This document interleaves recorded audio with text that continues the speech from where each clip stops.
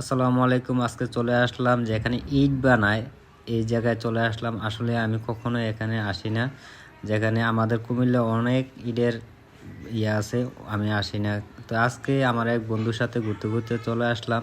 তো আমার বন্ধু বলতেছে এই জায়গাটা একটু ভিডিও কর, দেখ ওরা কীরকম পরিশ্রম করে। আমরা তো এত পরিশ্রম করতে পারি না, দেখ কত কষ্ট কাজ। আসলে এত কষ্টের মাঝেও তারা ফ্যামিলি নিয়ে বাচ্চা রয়েছে, যে আলহামদুলিল্লাহ। তো আমার এক ভাই বলতে আছে কি ভিডিও করে নাকি ওনার হাসিটা অনেক ভালো লাগছে। তো ওনার বাড়ি হয়েছে রংপুর, কোথায় জানি বলছে, ঠিকানাটা আমার মুখ দিয়ে আসে না, কারণ ওদের বাসা আর আমাদের বাসা এক হয় না।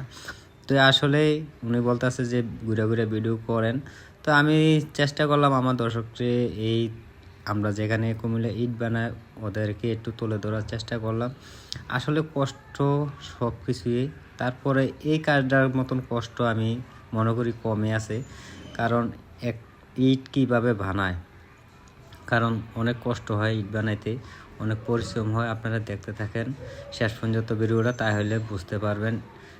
আসলে এখানে সব পুরুষ না, অনেক আপুরও আছে, আপনার সামনে দেখবেন অনেক আপুরও আছে।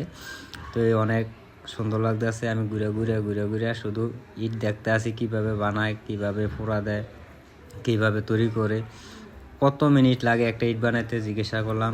একটা ইট বানাইতে তারা অল্প সময় লাগে। তো আমি এক আপুর কাছে চলে আসলাম।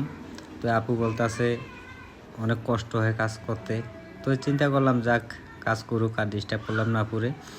তো ইন্ডিয়া যাইতে যাইতে যাইতে যাইতে দেখতে আসি যে শুধু ইট আর ইট, এত ইট, তারপরে অনেক দাম। কারণ মাটিরও দাম হয়ে গেছে, এখন ইটেরও তো দাম হবেই স্বাভাবিক। তো এই পরিশ্রম তো সবার জন্যে ভাই। এই দেখেন এক ভাইয়ের কাছে চলে আসলাম, ওই ভাইটার আপুরা একসাথে কাজ করে। বললাম যে ভাই একটা ইট বানাইতে আপনার কতক্ষণ সময় লাগে? দেখেন কতক্ষণ সময় লাগে আপনি। বাইরে দেখলাম ভাই কয় ভিডিও করতেছেন কি? আমি কই হ্যাঁ, কখনো সমস্যা নেই, করেন। আমরা ভাই পরিশ্রমে কাজ করি, আমরা পরিশ্রম করে যেতে হবে। তো আসলে কাজ করাটা বেশি না, কিন্তু কষ্টটা এই রোদের ভিতরে। এই দেখেন আপু কাজ করতে আছে, কত সুন্দর করে ইট বানাই লেতে আছে। আসলে এই কাজ যদি আমরা সম্ভব না, কারণ আমরা একদিন কাজ করলে আর মনে হয় এক সপ্তাহ টোয়ে পাওয়া যেত না। কেন পাওয়া যেত না? কারণ আমরা হয়েছি আলিশা মানুষ। আমরা এই কাজে আমরা ব্যস্ত না, কারণ আমরা যে কাজ করি, কারণ এত পরিশ্রমের কাজ আমরা পক্ষে সম্ভব না।